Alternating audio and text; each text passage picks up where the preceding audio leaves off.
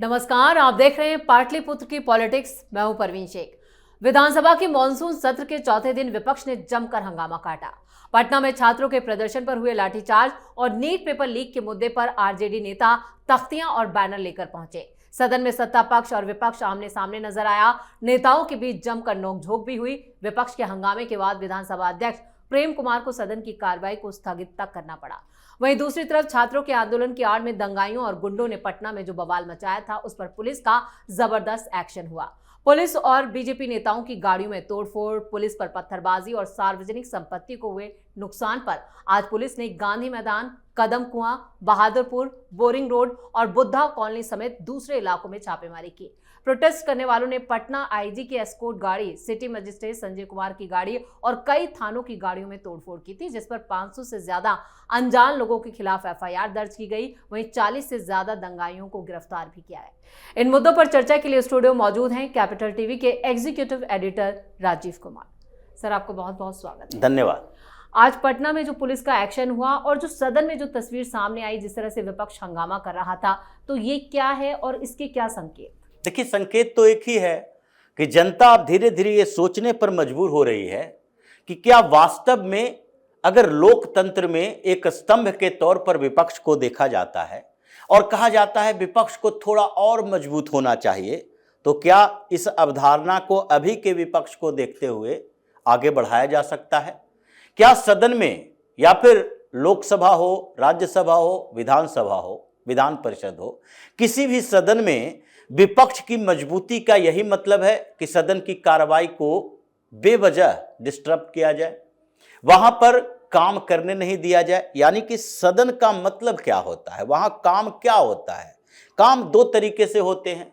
एक कानून बनाना, जिसको बिल के शक्ल में लाया जाता है, पेश किया जाता है और उसके बाद उसे पारित करवाया जाता है और उसके ऊपर चर्चा होती है कि ये कानून देश के, राष्ट्र के, राज्य के हित में है कि नहीं। दूसरी बात यही होती है कि कुछ मुद्दे ऐसे होते हैं जिसके ऊपर सरकार का ध्यान आकर्षण करना होता है। ध्यान आकर्षक प्रस्ताव इसी को कहते ही हैं।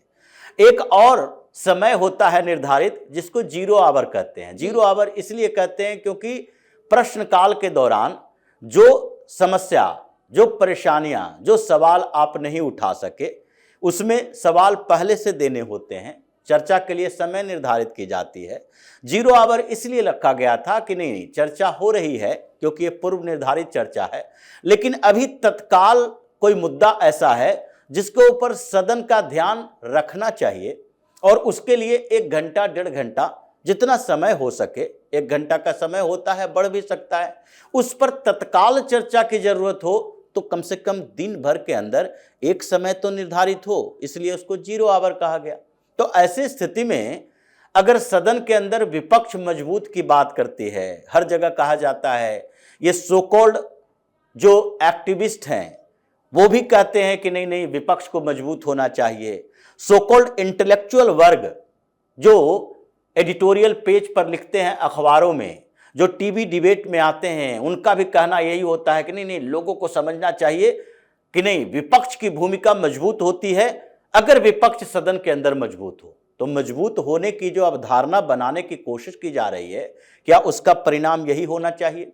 संसद के अंदर थोड़ा विपक्ष मजबूत हुआ 2014, 2019 से ज्यादा 2024 में लोगों ने मौका दिया, संख्या बल बढ़े विपक्ष की, एनडीए को थोड़ा बैलेंस किया गया, भारतीय जनता पार्टी की भी सीटें कम हुई, विपक्ष तो इससे ज्यादा मजबूत स्थिति में आई तो फिर सत्ता में ही आ जाएगी।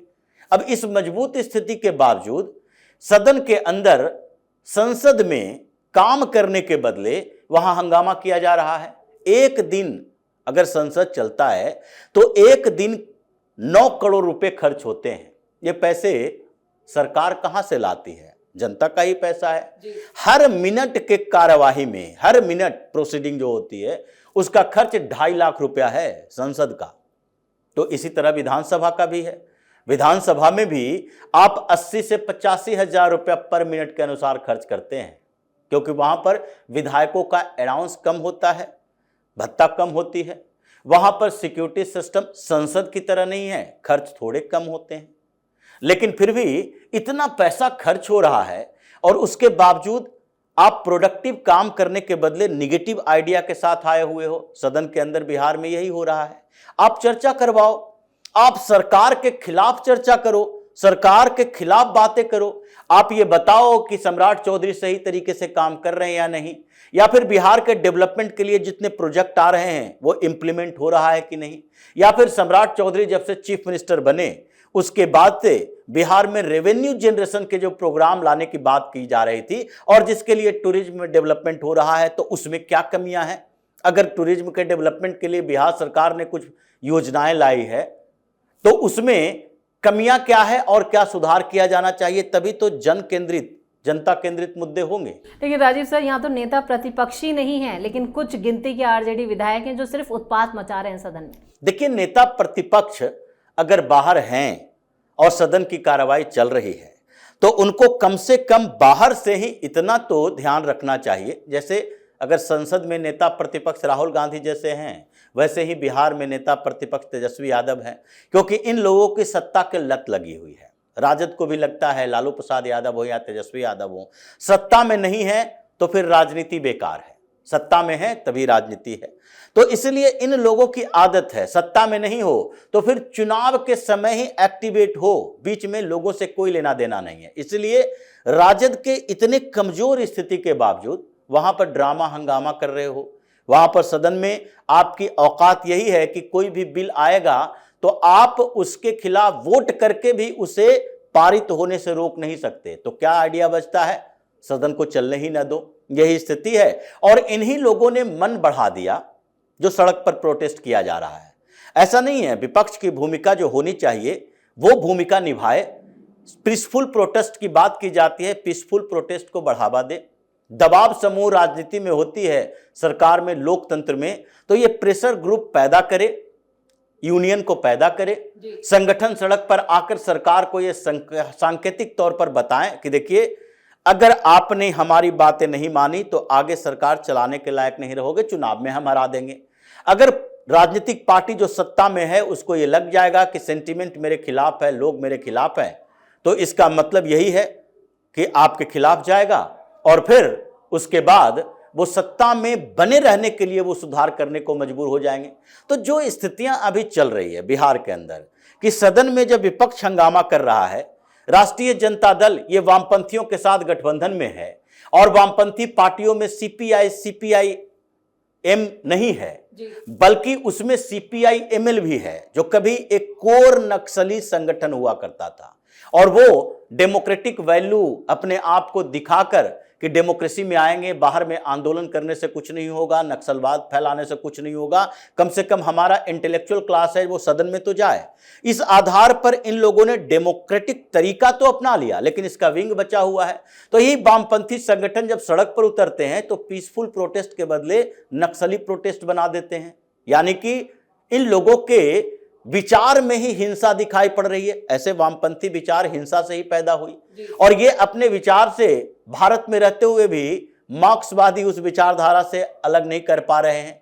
यहां गांधीयन फिलॉसफी चलता है, मार्क्सिस्ट फिलॉसफी नहीं चलता। आपको लोकतांत्रिक तरीके से पीसफुल प्रोटेस्ट करना है। बिहार में भी, पटना में भी हड़ताली चौक बना हुआ है, दिल्ली में भी जंतर मंतर बना हुआ है। आप वहां प्रोटेस्ट करो, पीसफुल प्रोटेस्ट करो, लोगों का समर्थन हासिल करो, लेकिन लोगों का समर्थन हासिल करने के बदले ये गुंडा बन जाते हैं, गुंडागर्दी पर उतर आते हैं। तो गुंडागर्दी करोगे तो फिर चुनाव के समय आपको इसका परिणाम भुगतना पड़ेगा और इसीलिए इन्होंने गुंडागर्दी की, सड़क पर हंगामा किया, विधायकों को पीटा, अगर मजिस्ट्रेट की गाड़ी तोड़ी, कई मोहल्लों में जाकर हंगामा किया, पत्थरबाजी की, तो उसकी सजा तो मिलेगी। क्योंकि आज वो समय नहीं है जो सरकार को या पुलिस को कार्रवाई करने के लिए किसी भी जगह पर सबूत के लिए लोगों की जरूरत पड़े। टेक्नोलॉजी का जमाना है, पटना में टेक्नोलॉजी बहुत डेवलप कर दिया गया है। आज सड़कों पर ट्रैफिक नियम के उल्लंघन के लिए लोगों के पास चालान जाते हैं, वो सीसीटीवी कैमरों की निगरानी में होते हैं और इसीलिए सीसीटीवी कैमरे इतने लगे हैं बिहार में कि सड़क पर आप लोग जो कर रहे हो उसका सारा रिकॉर्डिंग पुलिस के पास है और उसी को तलाश करके इन सारे चेहरों को पहचाना जा रहा है।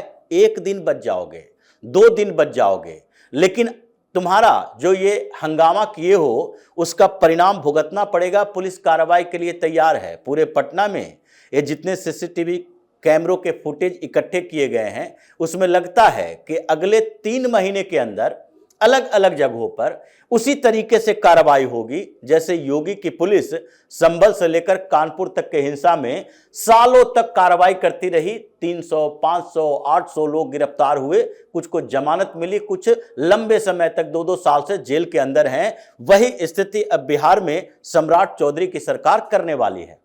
राजीव सर, इस तमाम जानकारी के लिए और सटीक विश्लेषण के लिए आपका बहुत बहुत धन्यवाद। धन्यवाद। तो बिहार विधानसभा से लेकर पटना की सड़कों तक आज सियासत और कानून व्यवस्था दोनों पर जोरदार बहस देखने को मिली। सदन में विपक्ष के हंगामे के बाद कार्रवाई स्थगित करनी पड़ी, तो वहीं पटना में हिंसा और तोड़फोड़ करने वालों पर पुलिस का शिकंजा कसता जा रहा है।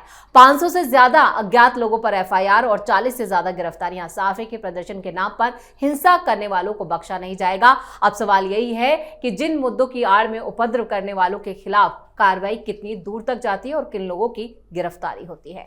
इस खास शो में इतना ही। वीडियो कैसा लगा कमेंट करके अपनी राय जरूर दें। वीडियो को लाइक करें, शेयर करें और कैपिटल टीवी को सब्सक्राइब जरूर करें।